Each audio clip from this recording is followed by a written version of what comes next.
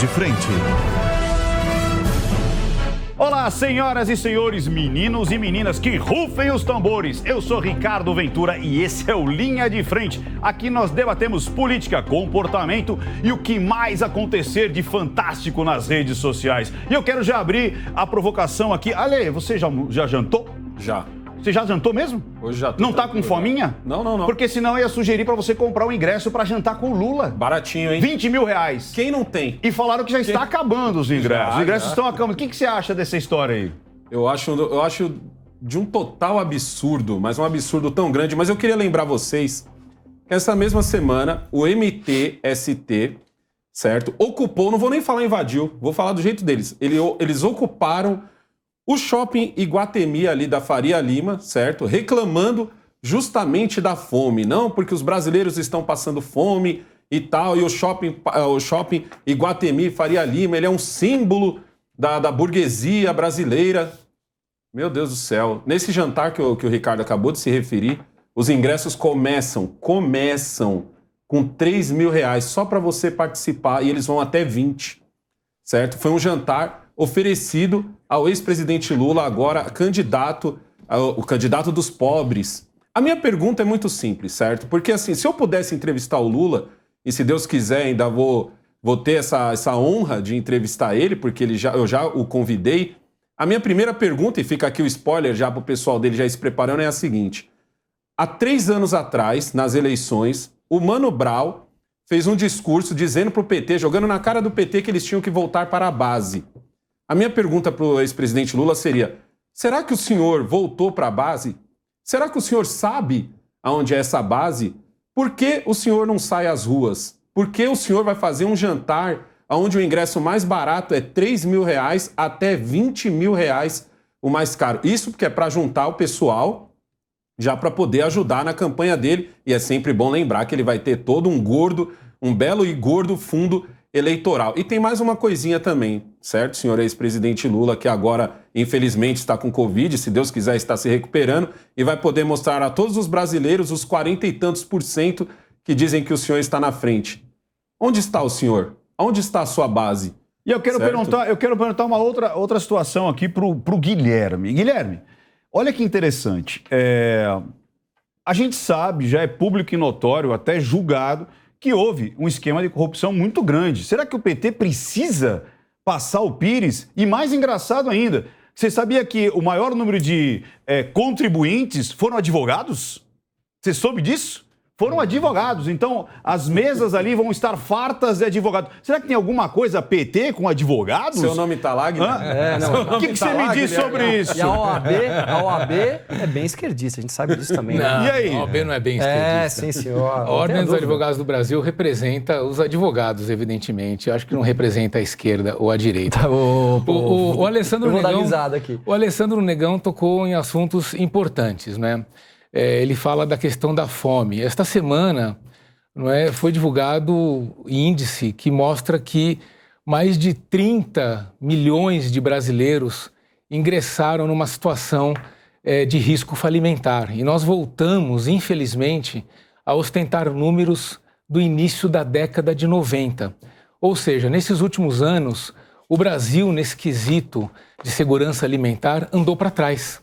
Nós tivemos um retrocesso social muito importante. Você sabe que a pergunta, Guilherme, peraí, você sabe que essa pergunta, ela teve Mas eu vou chegar lá. Eu vou chegar lá. Porque é o seguinte, a pergunta foi, você acredita que passará fome, terá um problema em se alimentar? Não que naquele momento ela estava tendo, sabia disso?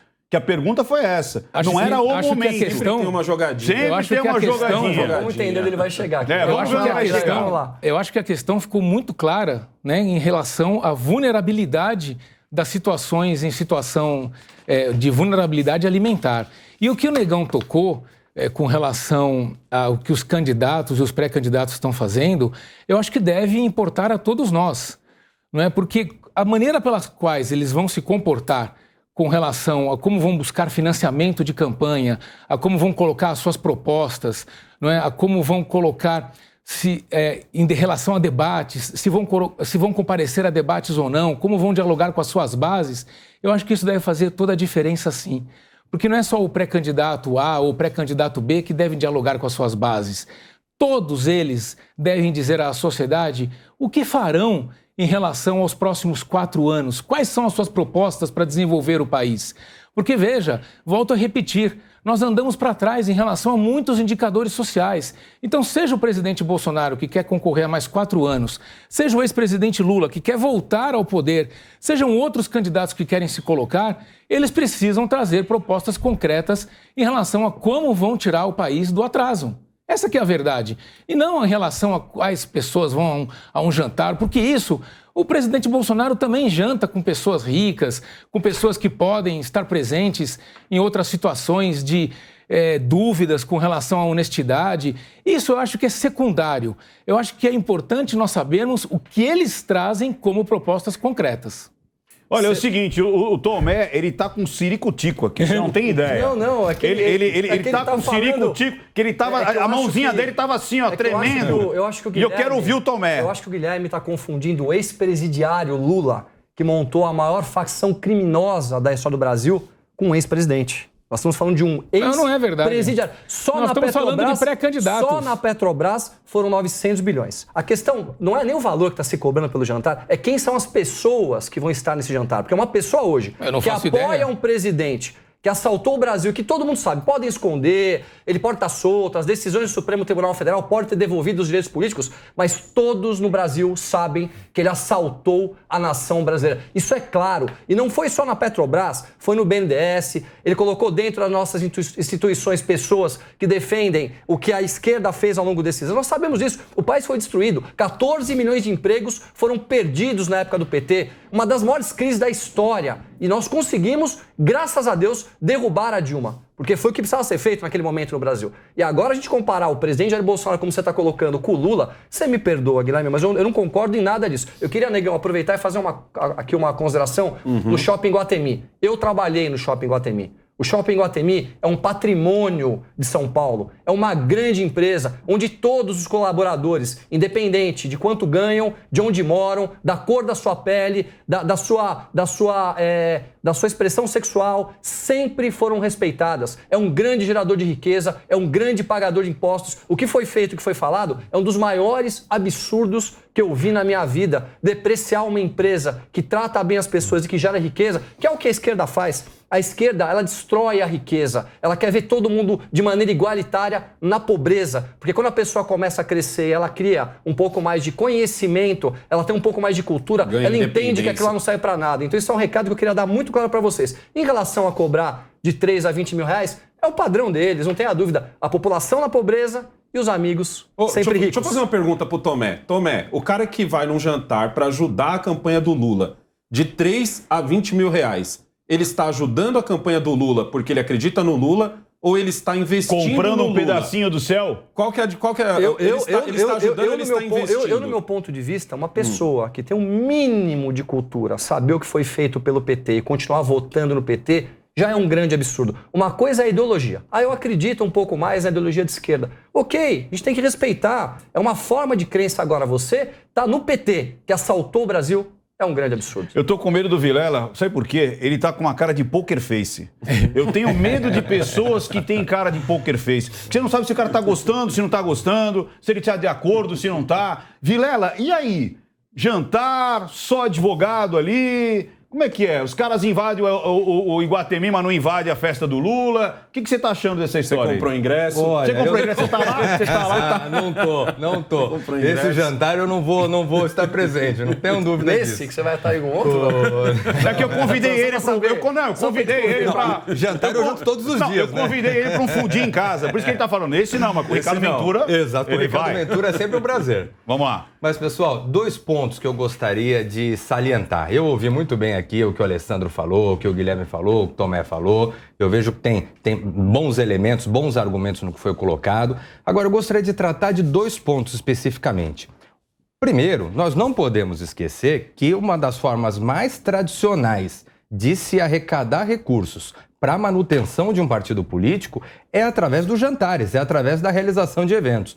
O PT, nesse caso, não está inventando a roda, ele está fazendo uma coisa que se faz há mais de 100 anos. Tá? Então, eu pessoalmente não vejo problema nenhum. O partido vai, faz o seu jantar, arrecada recursos para manutenção de sua estrutura, para investimento nas suas candidaturas, enfim. Eu vejo isso como uma coisa natural. Agora, o segundo ponto que eu gostaria de fomentar, porque eu vejo que essa é uma análise que tem que ser feita por todos nós eleitores. Há uns anos atrás, foi vendido para o eleitorado brasileiro que a salvação do país seria o financiamento público de campanha. E hoje nós temos quase 5 bilhões de reais que são gastos com o financiamento público. Isso, embora seja legal, e é legal, todos os partidos têm que se utilizar do recurso, porque o recurso está aí para isso. Hoje em dia é difícil arrecadar recurso privado para as campanhas eleitorais. Agora, isso foi algo que foi vendido, mas é algo totalmente irreal. A forma como os partidos políticos devem ser financiados e devem buscar construir a sua filiação, a sua forma de financiamento, é através de recursos privados, de doadores, de simpatizantes, de pessoas que tenham interesse, tenham vontade de contribuir com uma determinada causa. Então eu vejo que é importante esse discurso, é importante esse debate. Para que ter o financiamento público? O financiamento público, ele tira dinheiro de saúde e educação e coloca numa seara que é privada, que é a seara dos partidos políticos. Eu queria só fazer um último comentário aqui, até em cima do que o Cristiano falou. Eu concordo em parte com o Cristiano aqui. Não tem nada de errado em você fazer um jantar para você poder arrecadar fundos para o seu partido, entendeu? O problema é a cagação de regra. Esse é o problema, porque quando você é um partido que caga a regra pra caramba, como o PT faz, entendeu? Inclusive reclamando que tá faltando isso, tá faltando aquilo, e você já tem um fundo eleitoral tão gordo quanto o PT tem... A ostentação da classe média. A ostentação da classe média, o seu fundo eleitoral gigante. E vamos ser sinceros, gente, quem resolve financiar um partido da qualidade do PT, que já está recebendo fundo eleitoral... Não estamos vivendo num tempo onde os partidos não têm fundo eleitoral e aí faria total sentido você arrecadar de R$1 até 100, 200, 300, 500, 1 milhão de reais. Estamos falando de um tempo onde você aí, quando compra uma bolacha para o seu filho, você está ajudando a financiar esses partidos, que esse dinheiro que vai para o fundo eleitoral é dinheiro de imposto, entendeu? Então esse dinheiro foi arrancado de você e agora você está financiando a festa do PT. E vamos ser sinceros, você ir numa festa para financiar o PT com tudo que a gente já viu, para mim não é ajuda, para mim Legal. É investimento. Eu queria fazer um comentário breve. Estão dizendo, né, que os ingressos quase acabaram. São 100 pessoas, gente. 100 pessoas. Os ingressos quase acabaram. Os ingressos quase acabaram. E eu tô achando que é fake news, porque sempre quando fala, olha, tá acabando o lote, vai virar. Aí, ó, de 3 mil já acabou. Agora só tem o de 10, vamos correr. Mas, ó, eu quero puxar uma outra situação. Vocês não sabem quem caiu nessa mesa aqui de paraquedas de novo. Quem será? Quem? Quem caiu de paraquedas de novo? Eu tô achando que esse homem tá fazendo um ótimo trabalho. É o Cirão do coração. Cirão do coração. De novo. Eu tô achando que ele tá comprando o diretor, bicho. Não, eu tô achando que ele tá comprando o diretor. É cirista. Mas não é possível, cara. Ninguém sabe que o Ciro existe. Ele só aparece aqui no Linha de Frente. E olha o que ele disse lá no podcast da O Assunto. Ele disse assim, ó, ele propõe o fim da reeleição. E ele disse que vai fazer todas as reformas em 6 meses de governo. Em 6 meses? 6 meses. Em 6 meses ele vai a bala de prata. Caramba. E a renda mínima contra a fome. Eu quero saber quem quer começar a falar sobre isso. Então vai. Você quer falar? Vai. Não, eu vou. Essa promessa do Ciro Gomes, ela me lembrou um caso que eu pude acompanhar uma vez, há muitos anos, de um coordenador de uma campanha eleitoral. Eu era advogado, né, da campanha eleitoral, e o coordenador me falou assim, o candidato com 1, 2, 3%, ele me disse, olha, nós não vamos ganhar mesmo, então vamos prometer. Isso me marcou muito naquela oportunidade quando eu ouvi essa fala. E isso eu percebo nesse momento agora, quer dizer, um momento onde o candidato não está pontuando bem em pesquisas, onde os resultados não estão aparecendo e onde tem uma pressão, especialmente no campo da esquerda, para uma eventual renúncia e um eventual apoio ao candidato Lula, a necessidade de criar fato e a necessidade de construir algo para se segurar politicamente. E, ao meu ver, esse tipo de situação, de falar que vai fazer todas as reformas em um semestre, que diz que não vai ser candidato à reeleição, que vai fazer isso ou vai fazer aquilo, ela só tem uma finalidade, virar assunto. Porque todos nós sabemos que é inviável, é impossível se conseguir mudar o país em 6 meses. Eu tô achando que o Tomé precisa tomar alguma injeção, porque depois do Ciricutico ele tá com uma artédiga. Não é isso, porque para você aprovar reformas em 6 meses, é só você comprar o Congresso, não tem jeito, não tem tempo hábil para isso. Então, assim, o Ciro Gomes ele é uma caricatura, né? A gente vê ele dando pedrada na direita, na esquerda, falando mal de todo mundo, sempre vindo com uma solução. Eu queria ver no estado dele se realmente ele fez o que deveria ter sido feito, com a oportunidade que ele teve, isso é o mais importante. Mas falando um pouco agora de não ter uma reeleição, de você ter eventualmente um presidente durante 6 anos, eu sinceramente não tenho uma ideia ainda formada sobre isso, porque eu vejo coisas muito positivas e coisas negativas. As positivas, por exemplo, em um único mandato, você tem que fazer o seu melhor, você tem que entregar resultados, você não vai pensar na reeleição. E a tua marca vai ficar dentro daquele período, vamos dizer que sejam de 6 anos. Então isso é muito positivo. Por outro lado, um presidente que vá muito bem e que ele possa ter oportunidade de ficar um pouco mais, ele perde a sua oportunidade. E ao mesmo tempo, um presidente que vai muito mal, nós temos 6 anos para poder ter ele trabalhando no nosso país. Então, é muito complexo. Eu ainda não formei opinião sobre isso. A gente tem que ter uma discussão um pouco maior, colocar na mesa os pontos positivos e negativos para a sociedade poder avaliar o que seria melhor para o país. Então, eu quero saber do Guilherme. Guilherme, e aí? É bom ou ruim nós termos reeleições aqui no Brasil? Tanto para presidente como para governador e tudo mais. Eu acredito que é uma coisa boa, justamente pelos motivos que o Tomé trouxe. É uma oportunidade que o eleitor tem de fazer um julgamento daquele que está pleiteando um novo mandato. Nós estamos tendo uma oportunidade, nesse instante, também de verificarmos um processo cultural. Nós estamos nos aproximando de um período de quase 30 anos desse processo em que a reeleição vem sendo testada. Agora, todo processo tem aspectos positivos e aspectos negativos. Eu acho que o nosso processo pode melhorar. Uma das melhorias que poderia ser introduzida eventualmente é como no sistema norte-americano, a reeleição ser permitida apenas uma vez. Ou seja, aquele candidato, ele pleiteia a reeleição uma vez e se ele for reeleito, ele não pode mais concorrer àquele cargo novamente. Então, o presidente Lula, por exemplo, ele foi reeleito para um novo mandato. Ele cumpriu aquele mandato, ele não pode mais ser presidente em nenhum outro termo. Vamos aprovar isso agora, vamos aprovar já isso aqui. Eu gostei disso também. Não, eu gostei muito disso. Porque, por exemplo, nos Estados Unidos, nós verificamos isso. O Bill Clinton, ele cumpriu 2 mandatos. O Obama também cumpriu 2 mandatos. Por melhor avaliados que eles tivessem, eles não poderiam esperar o seu sucessor cumprir esse mandato seguinte e voltar para um novo pleito, voltar para concorrer a uma nova eleição. Isto lá é absolutamente vedado, porque eles tiveram uma experiência num passado recente, de 70, 80 anos atrás, de presidentes que ficaram no poder por 3, 4 mandatos sucessivos, e eles verificaram que isso não era uma coisa boa, justamente porque a perpetuação no poder por muito tempo é algo ruim para a democracia.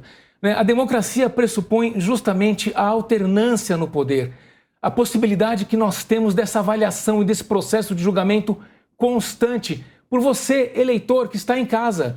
Então, essa é algo que é um princípio da democracia que nos torna, como o Tomé estava dizendo aqui, vigilante, que nos torna responsáveis por aquilo que a gente faz com o nosso voto. Então, 6 anos para um único mandato tem esses riscos. É um período muito longo. Agora, 4 anos, eventualmente, é um período muito curto.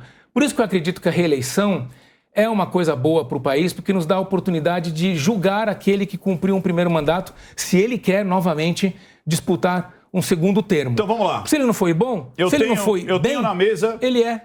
Perfeito. Então eu tenho na mesa aqui afastado. 4 anos. A favor. Não, vamos lá. 4 anos sem reeleição.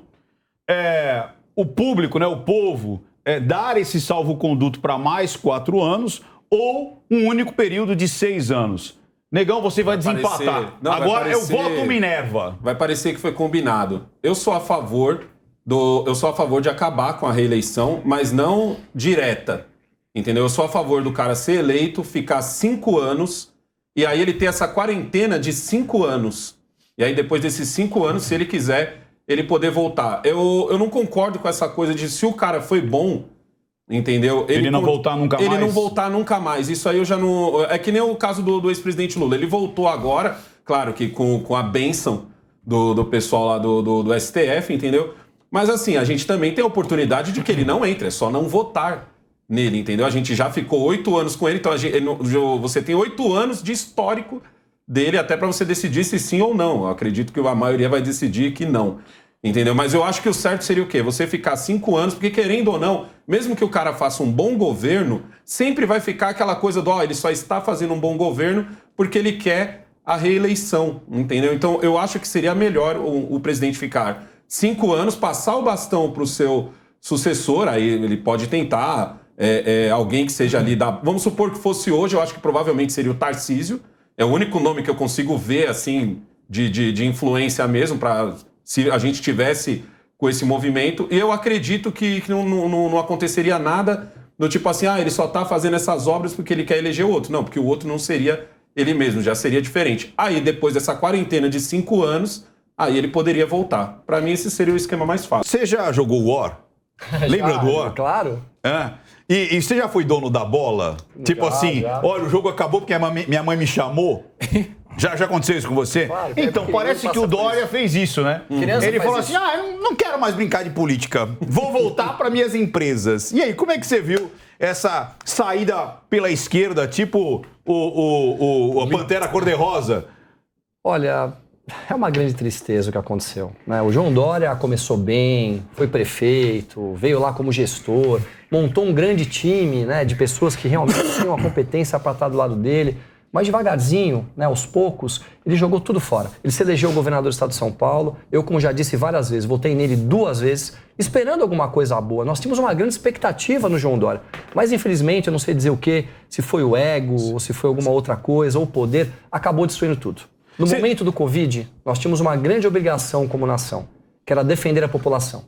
Era não fechar todo o comércio, era ter calma, era preservar um pouco de emprego, era preservar um pouco das empresas, era cuidar da saúde. A saúde e a economia tinham que andar lado a lado, porque num país subdesenvolvido como o Brasil, as pessoas não têm o que comer. Então você colocar as pessoas de uma comunidade no mesmo padrão de quem mora no Jardim Europa, assistindo Netflix, abrindo bons vinhos, recebendo um Uber na sua casa, né? Porque aí não tem problema, o Uber pode levar porque ele não pega a doença. É totalmente diferente. Não foi feito isso pelo João Dória. Além disso, ele acabou sendo o epicentro da união dos governadores para poder brigar com o governo federal, que aqui, no meu ponto de vista, foi o único que fez alguma coisa pelo país. Nós temos que ver que foram feitas várias leis importantes para poder preservar os empregos, a flexibilização das leis de trabalho. Nós tivemos uma ajuda emergencial, que ela foi extremamente significativa para manter as pessoas e a economia. Foi enviado mais de 1,3 trilhões de reais para poder manter o país no período que nós passamos de Covid.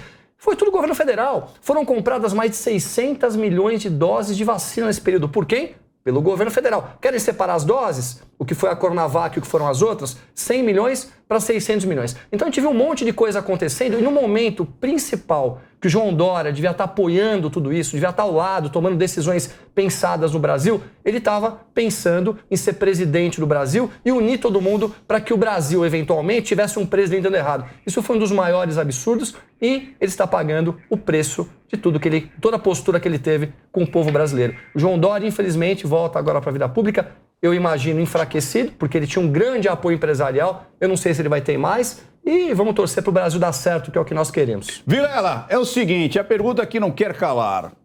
Dória deixou um legado ou ele virou um pária para qualquer partido, tipo, olhou para ele e falou, meu Deus, não quero grudar perto desse homem, não. E aí, ele conseguiu deixar algum legado, alguma marca na história, ou ele virou um pária que ninguém quer saber, ninguém quer encostar nele?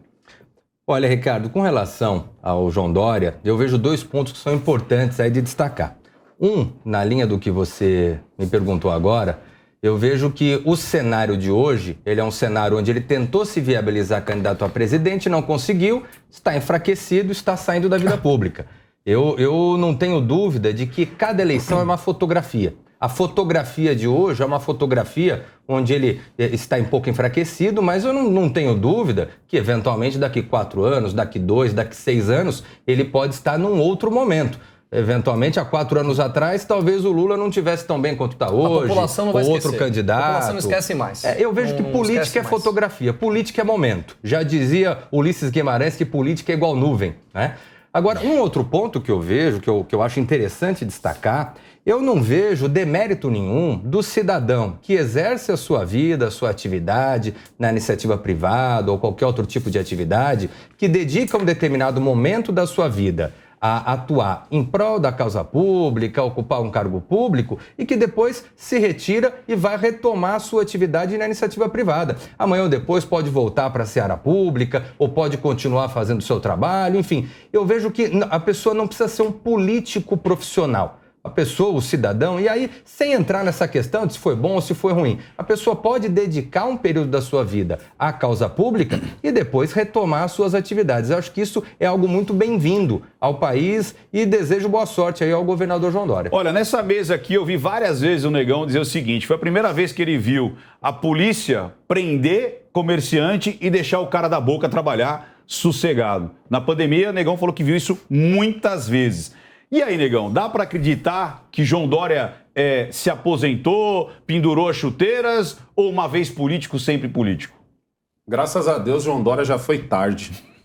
Moca, Vila Prudente, Cambuci, Pari, Centro, Sé, Chácara Clabim, Guaianazes, Cidade Tiradentes, isso são os bairros, Sapopemba. Esses são bairros que vêm pela minha cabeça agora. Isso eu não estou falando da Zona Norte, não estou falando da Zona Sul, que já eu acredito que tenha vivido a mesma realidade. Eu vi, ninguém me contou, eu vi o que foi o estrago da gestão Dória nesses bairros. Eu vi ruas inteiras fechadas, ruas de comércio inteiras fechadas. Eu vi o desespero na cara das pessoas que queriam trabalhar e tinham que trabalhar a meia porta. Para você e de outros estados que não sabem o que é trabalhar meia porta, eu te explico. Imagina você ter um comércio e você ter que fechar o seu comércio, ficar parado na frente do seu comércio, rezando para que apareça um cliente, e aí você abre meia porta, pede para o seu cliente abaixar por essa meia porta, e aí você vende o produto para o seu cliente. E detalhe, na mesma rua, tem um negócio chamado biqueira, que em outros lugares a gente conhece como ponto de venda de drogas. Esse cara não estava recebendo os clientes à meia porta. Muito pelo contrário, esse cara estava com o produto aqui à mão, ó. Você quer comprar maconha? Tá aqui. Você quer comprar cocaína? Tá aqui. Ah, não, eu preciso de fone de ouvido. Não, fone de ouvido não. Tá doido?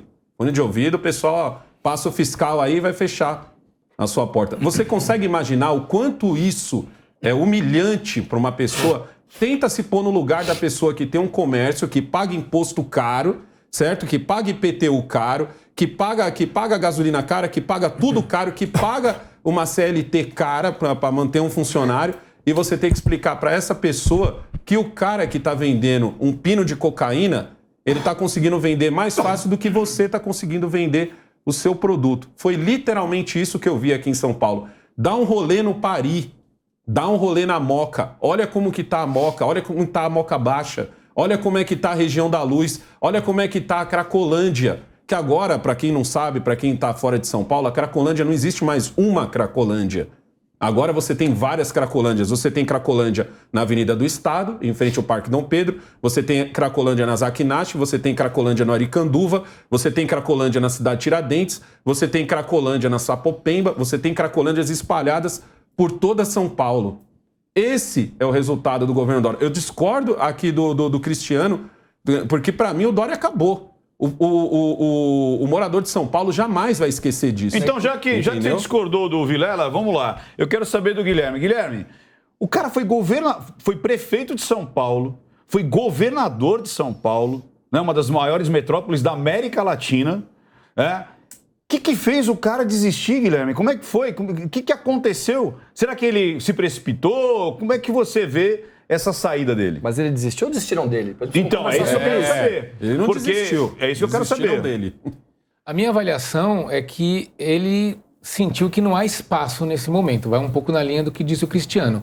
A falta de espaço fez com que ele formulasse uma avaliação estratégica que fez com que ele se retirasse nesse instante da vida política, né, voltasse para a vida privada, voltasse para cuidar das suas empresas e aguardasse um outro momento né? Porque eu concordo com o Cristiano, política é muito o momento, é muito a fotografia.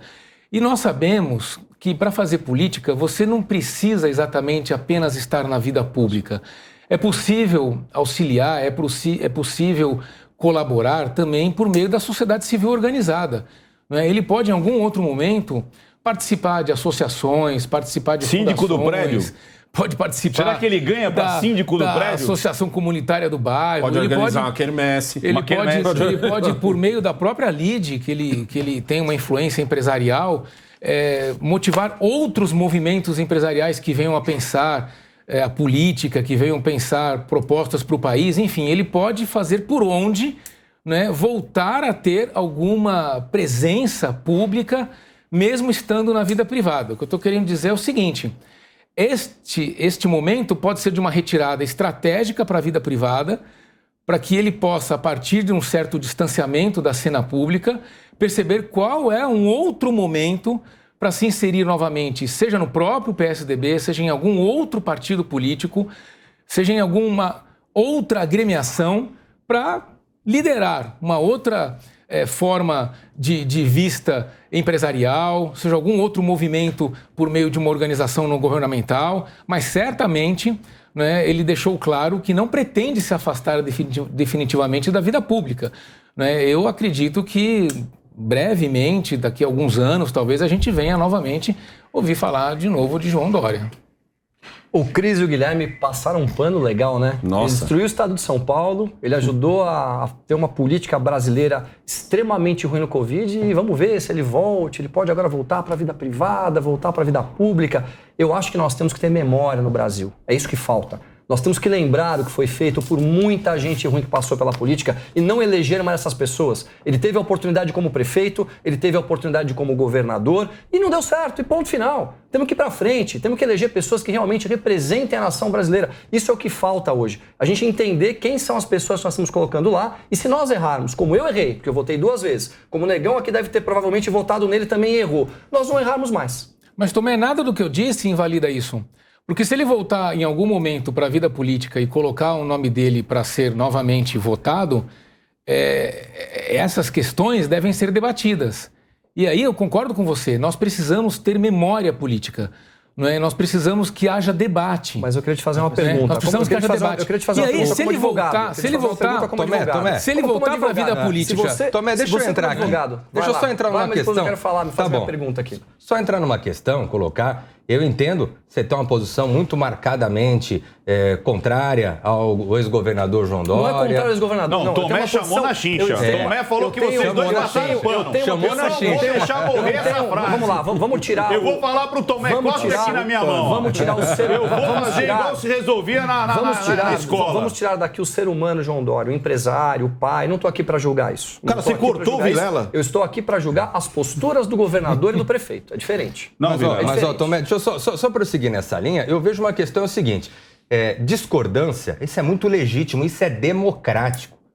Queiramos todos nós que sempre possamos discordar e debater e discutir ideias, trocar posições, um gostando do Dória, outro não gosta, um gosta do Lula, outro não gosta, um gosta do Bolsonaro, outro não gosta. Isso é a democracia. Ao final e ao cabo, quem tem que decidir? Poxa, o fulano foi uma boa pessoa, quero trazer ele de volta. Poxa, o fulano é uma boa pessoa, quero que ele se reeleja. Quem tem que decidir isso é o povo, é a população.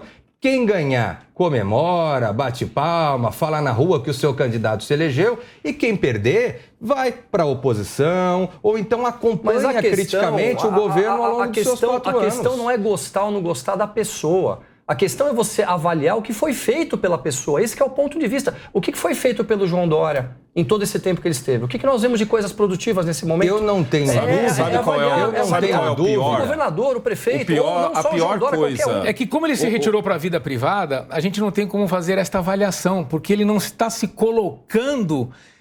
Ou seja, ele arregou. Em um cargo que é a verdade. Pra gente avaliar. Ele não arregou.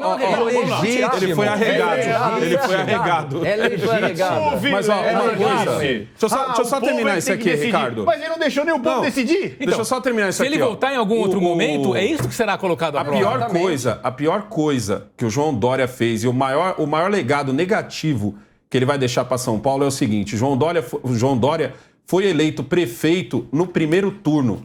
Mas não porque ele era um cara super legal, um cara bom, um empresário e não um político, que foi assim como ele se vendeu. Eu sou gestor. Ele foi eleito porque a gente queria expulsar Fernando Haddad, que tinha feito uma gestão horrorosa aqui em São Paulo. Foi o primeiro prefeito que não conseguiu se reeleger. Que não conseguiu se reeleger. Ele fez uma gestão tão ruim que ele perdeu no primeiro turno. Ou seja, não foi João Dória que foi eleito. Nós expulsamos Fernando Haddad. Logo depois ele tenta ser governador usando do Bolsonaro como Bolsodória. Porque ali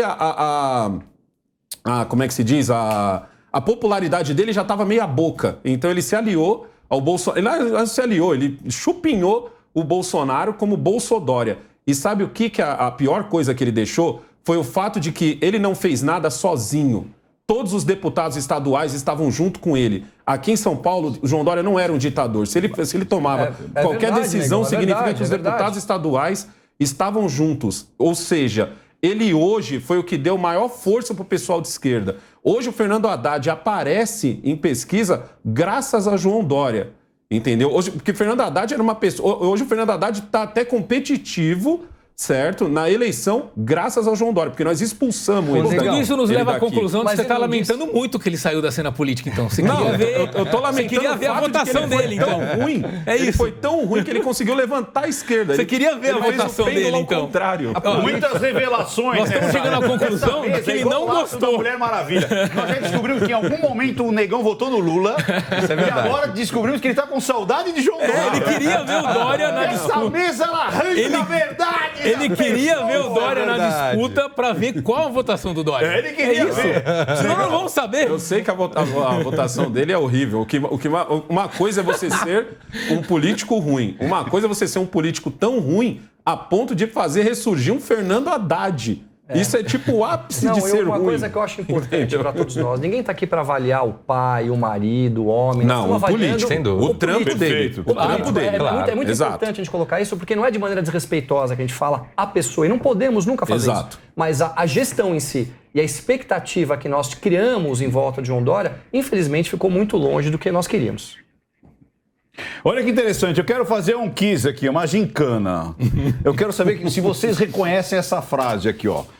Não era eu. Confundiram meu carro, minha roupa, meu sapato, te juro, não era eu. Alguém sabe o que é isso? Não tem ideia. Não faço ideia. Mas... Pô, cara, isso é... O João Dória. Não, é aquela música. Não era eu, confundiram o meu carro, minha roupa, meu sapato. Sabe quem entrou numa dessa? O Leite, cara. O Eduardo Porque o Leite disse, olha, eu não vou mais, eu saí, eu vou renunciar ao governo. Aí daqui a pouco ele meteu vai vendo o que ele disse. Olha, depois de 70 dias da sua renúncia, ele disse o seguinte, abre aspas, essa decisão é uma decisão coletiva. Ouvi diversas opiniões, não só a minha, e eu mudei de opinião, mas não de princípios. É legítimo e benéfico separar o governador do candidato e eu só concorreria dessa forma. O Rio Grande do Sul virou o jogo, mas o jogo não terminou. Mas eu vou deixar o caso do Eduardo Leite para o próximo bloco. E antes disso, eu tenho um recadinho para vocês. Eu queria falar um negócio para vocês. Entender a linguagem silenciosa traz muito mais benefícios do que apenas descobrir se uma pessoa está mentindo ou não. E muita gente me pergunta, Ricardo, como eu uso isso ao meu favor? Eu comecei a tentar conhecer melhor as pessoas há mais de 30 anos, pois eu trabalhava com o comércio e precisava aumentar as minhas vendas para me sustentar. E é com essa experiência que eu afirmo para vocês que se você aprender a engenharia da persuasão, você terá uma vantagem em todos os tipos de negociações, que é decifrar aquilo que não está sendo dito em palavras e usar isso para conduzir a conversa. Para você aprender a estar um passo à frente e entender todos os sinais da linguagem silenciosa das vendas, acesse agora mesmo niucursos.com.br, niucursos.com.br e utilize o cupom NIU25 para ganhar 25% de desconto na sua inscrição. Esse será o primeiro passo para você vencer os seus principais concorrentes. Existem sinais que os grandes negociadores escondem as 7 chaves, mas eu vou revelar cada um deles. Pare de ser apenas um vendedor, seja o vendedor. Aprenda comigo no curso Engenharia da Persuasão, a linguagem silenciosa das vendas. Acesse niucursos.com.br, niucursos.com.br. Aprenda a vender qualquer coisa para qualquer pessoa.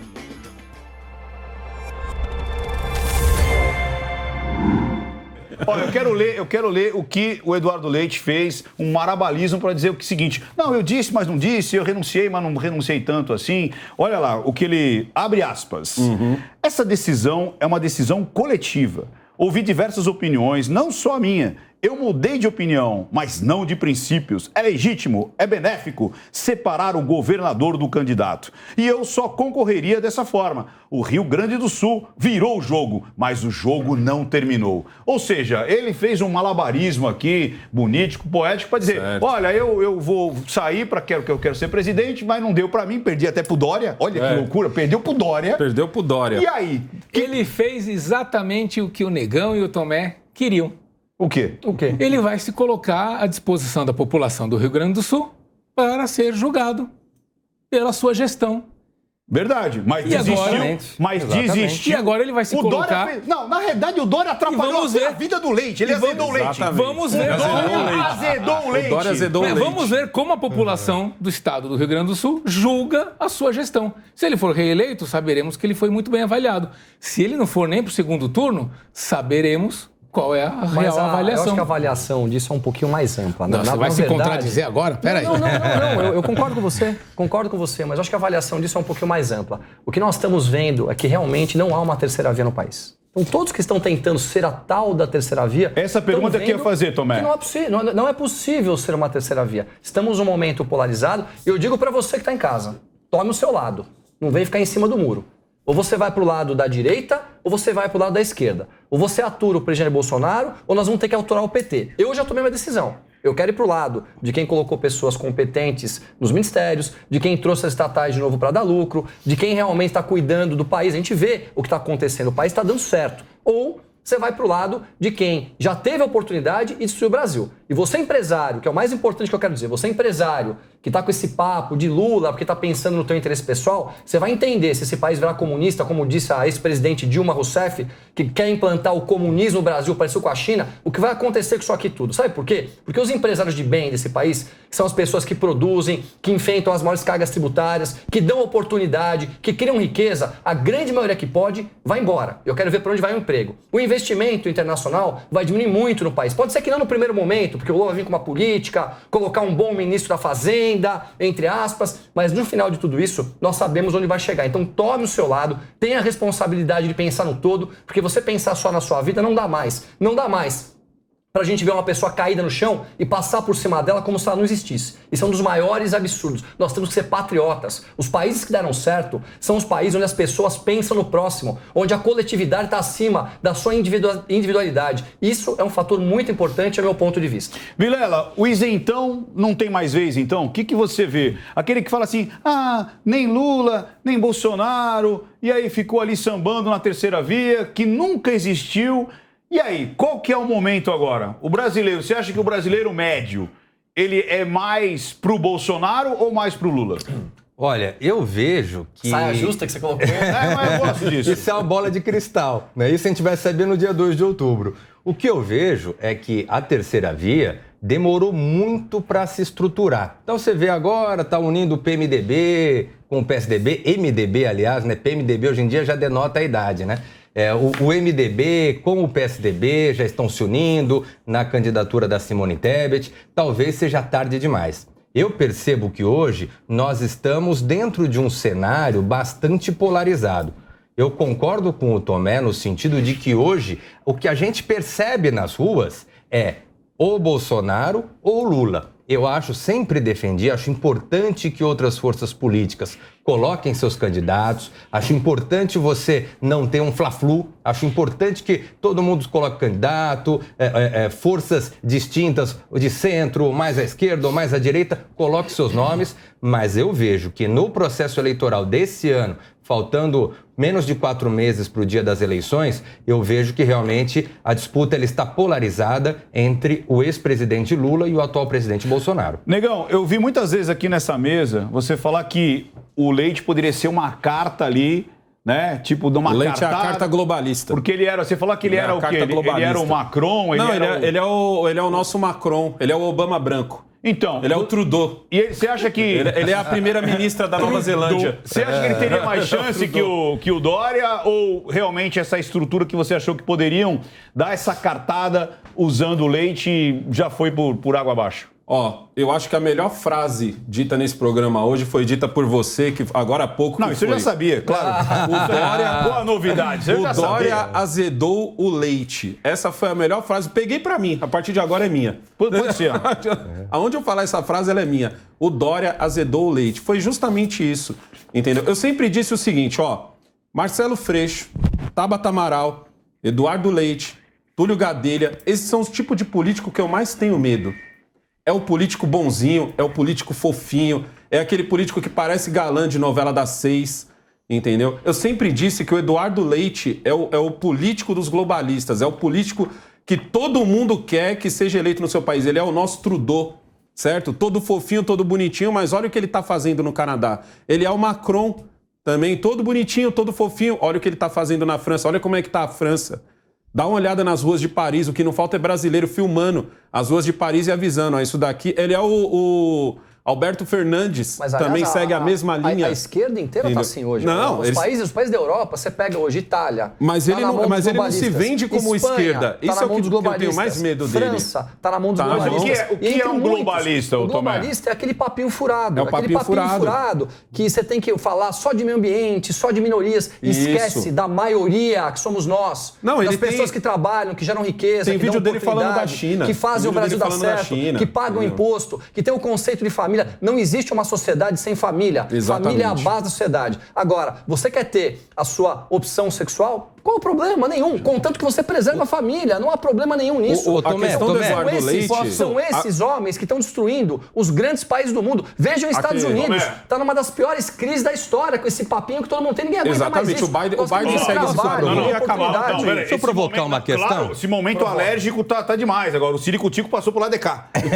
Agora esse homem tá me chutando aqui embaixo da mesa, aqui, ó. Tá vendo aqui? Não, deixa eu só concluir. Deixa o Vilela falar, pelo amor de Deus. Deixa eu concluir. Eu vou fazer uma provocação daqui a pouco. Vamos. O Eduardo Leite, se o Dória não tivesse azedado esse leite, escreve o que eu estou te dizendo, o que teria acontecido no Brasil. Eduardo Leite seria a tal terceira via, sem apoio nenhum, entendeu? As pesquisas daqui a pouco estariam colocando ele ali como um terceiro lugar. As pesquisas estariam... Essas mesmas pesquisas aí, se você de casa acredita, que dizem que o Lula está com 45%, mas que não sai na rua nem para comprar doce, entendeu? Ok. Ô, Negão.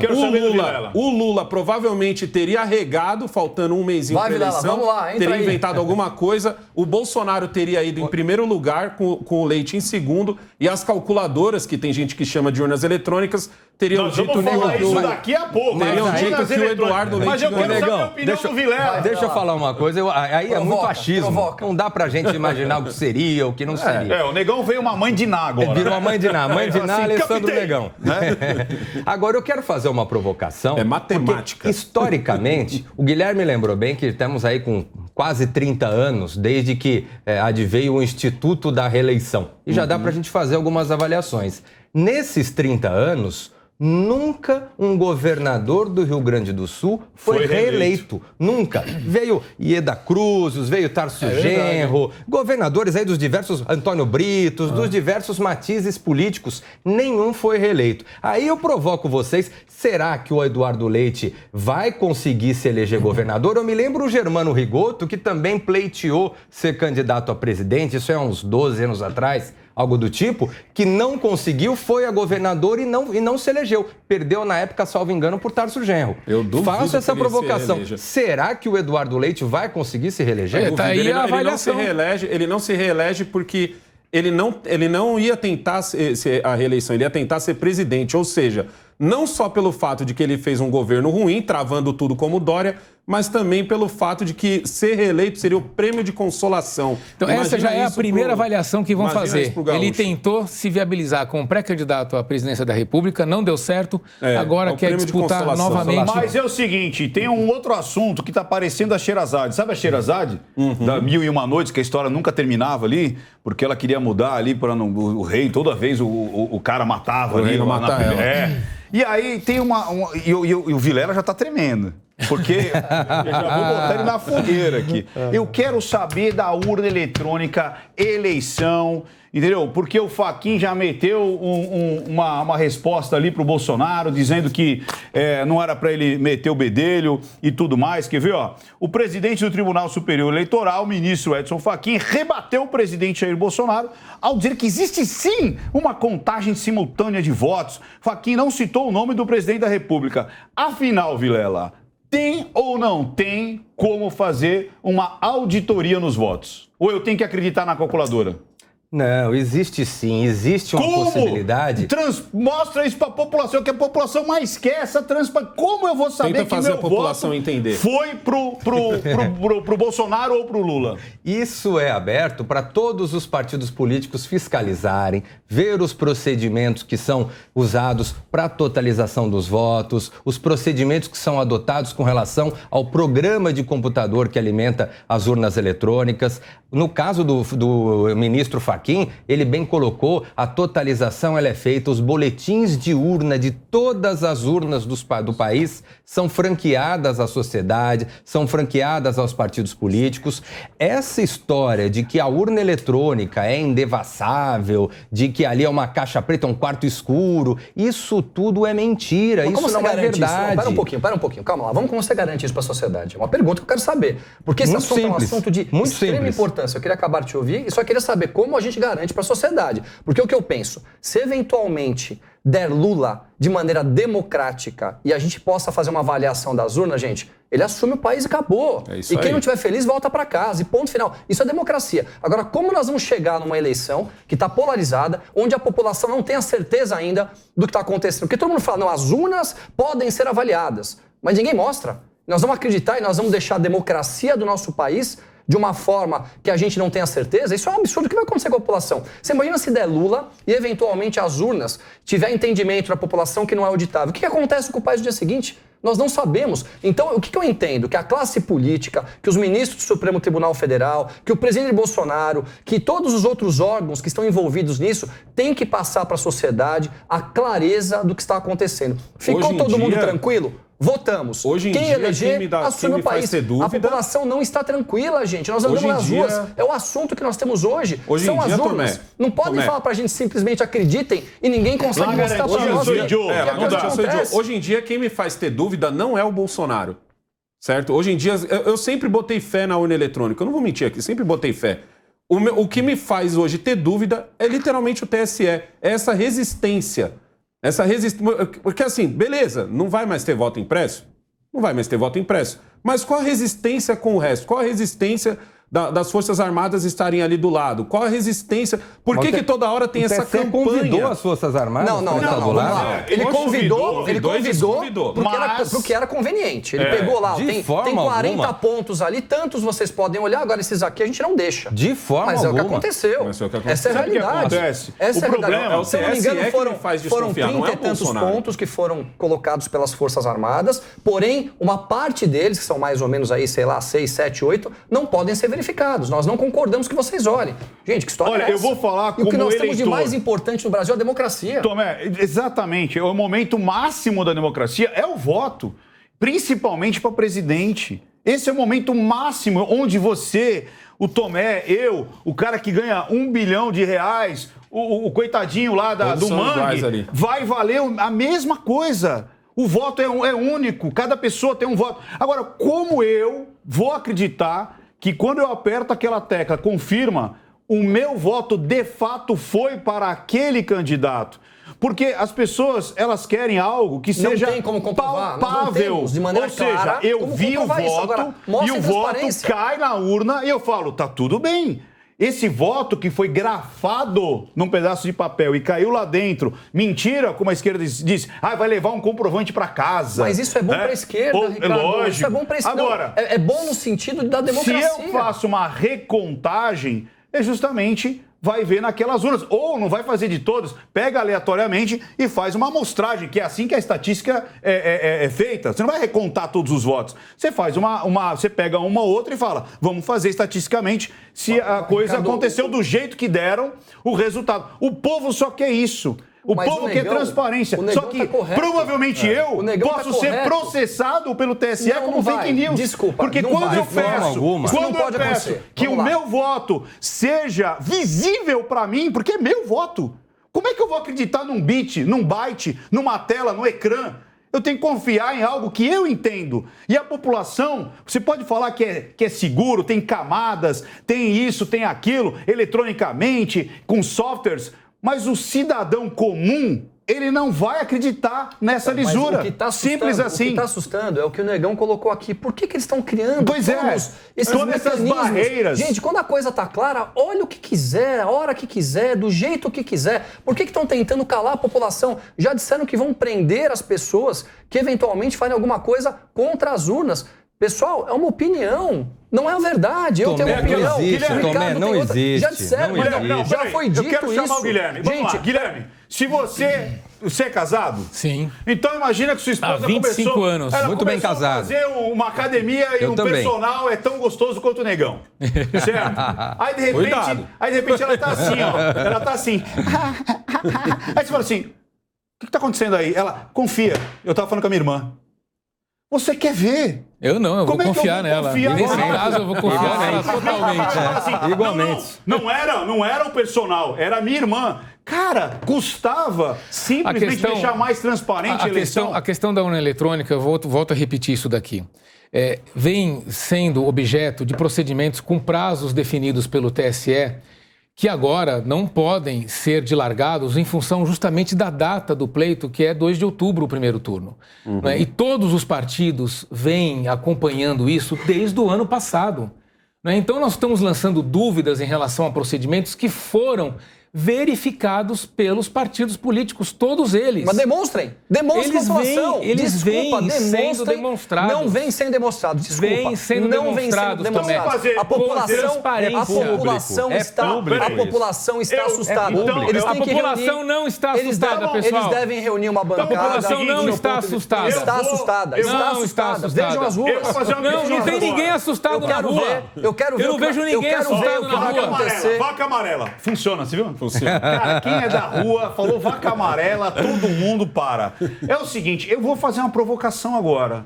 Porque você que está assistindo agora, o Linha de Frente, você vai estar assistindo com a gente aqui ao vivo, vai lá depois no YouTube, onde você vai conseguir interagir com a gente. Então deixa no comentário lá que vai ficar, se você se sente tranquilo que o seu voto está indo para o candidato que você quer. Sim então você fala assim, eu confio que o meu voto está indo para o candidato. Eu confio e quando aperto lá o confirma, o meu voto está indo para aquela pessoa que está ali. E se você não confia, você fala, eu não confio. E aí a gente vai fazer auditoria do que a população está querendo. Pessoal, foi rápido, não foi? Não, quero falar mais. Rápido, foi bom pra você, Guilherme? Foi muito bom. Foi bom pra você, Guilherme? Foi muito rápido. Eu não vou perguntar nem pro Negão, que eu tenho medo. Né? Pessoal, mais um Linha de Frente. Espero você no próximo sábado. Até mais, pessoal! Até mais, pessoal.